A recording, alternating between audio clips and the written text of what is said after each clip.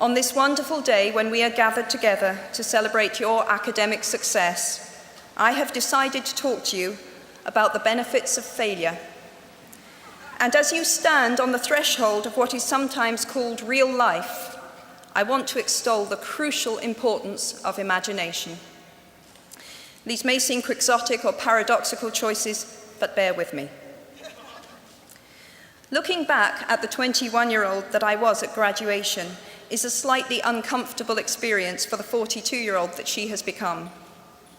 Half my lifetime ago, I was striking an uneasy balance between the ambition I had for myself and what those closest to me expected of me. I was convinced that the only thing I wanted to do, ever, was write novels. However, my parents, both of whom came from impoverished backgrounds and neither of whom had been to college, took the view that my overactive imagination was an amusing personal quirk that would never pay a mortgage or secure a pension. I know the irony strikes with the force of a cartoon anvil now, but... So they hoped that I would take a vocational degree.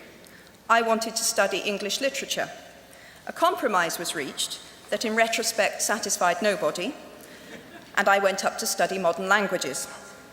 Hardly had my parents' car rounded the corner at the end of the road than I ditched German and scuttled off down the classics corridor. I cannot remember telling my parents that I was studying classics. They might well have found out for the first time on graduation day. Of all the subjects on this planet, I think they would have been hard put to name one less useful than Greek mythology when it came to securing the keys to an executive bathroom. Now, I would like to make it clear in parenthesis that I do not blame my parents for their point of view. There is an expiry date on blaming your parents for steering you in the wrong direction.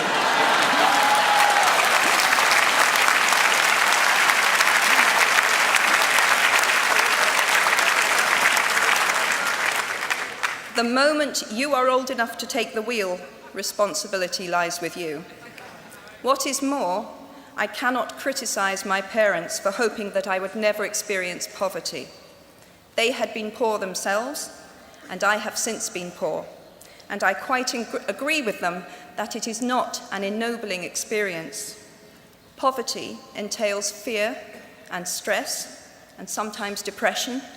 It means 1,000 petty humiliations and hardships. Climbing out of poverty by your own efforts, that is something on which to pride yourself. But poverty itself is romanticized only by fools. What I feared most for myself at your age was not poverty, but failure. At your age, in spite of a distinct lack of motivation at university, where I had spent far too long in the coffee bar writing stories and far too little time at lectures, I had a knack for passing examinations. And that, for years, had been the measure of success in my life and that of my peers.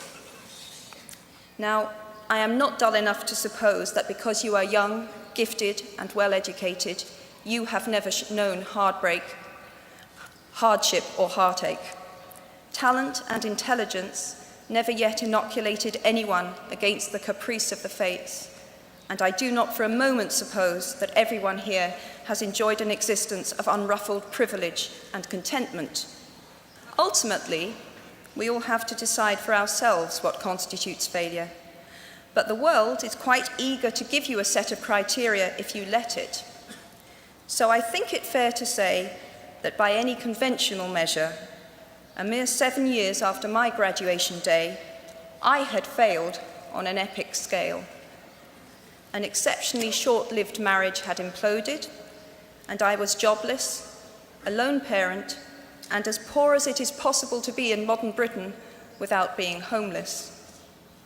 The fears that my parents had had for me and that I had had for myself had both come to pass. And by every usual standard, I was the biggest failure I knew. Now, I'm not going to stand here and tell you that failure is fun. That period of my life was a dark one, and I had no idea that there was going to be what the press has since represented as a kind of fairy tale resolution. I had no idea then how far the tunnel extended, and for a long time, any light at the end of it was a hope rather than a reality.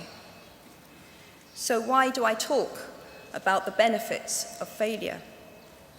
Simply because failure meant a stripping away of the inessential. I stopped pretending to myself that I was anything other than what I was, and began to direct all my energy into finishing the only work that mattered to me. Had I really succeeded at anything else, I might never have found the determination to succeed in the one arena where I believed I truly belonged. I was set free because my greatest fear had been realized, and I was still alive, and I still had a daughter whom I adored, and I had an old typewriter and a big idea. And so rock bottom became the solid foundation on which I rebuilt my life. You might never fail on the scale I did, but some failure in life is inevitable. It is impossible to live without failing at something, unless you live so cautiously that you might as well not have lived at all, in which case you fail by default. Failure gave me an inner security that I had never attained by passing examinations. Failure taught me things about myself that I could have learned no other way. I discovered that I had a strong will and more discipline than I had suspected.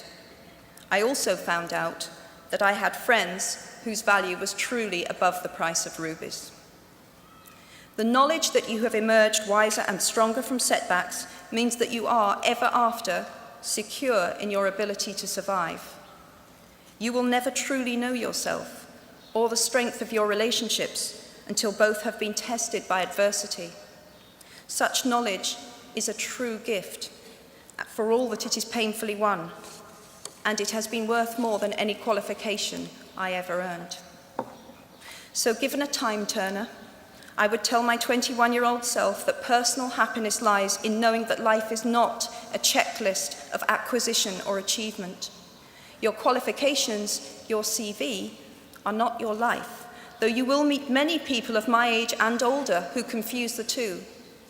Life is difficult and complicated and beyond anyone's total control, and the humility to know that will enable you to survive its vicissitudes. I have one last hope for you, which is something that I already had at 21. The friends with whom I sat on graduation day have been my friends for life. They are my children's godparents, the people to whom I've been able to turn in times of real trouble, people who have been kind enough not to sue me when I took their names for Death Eaters.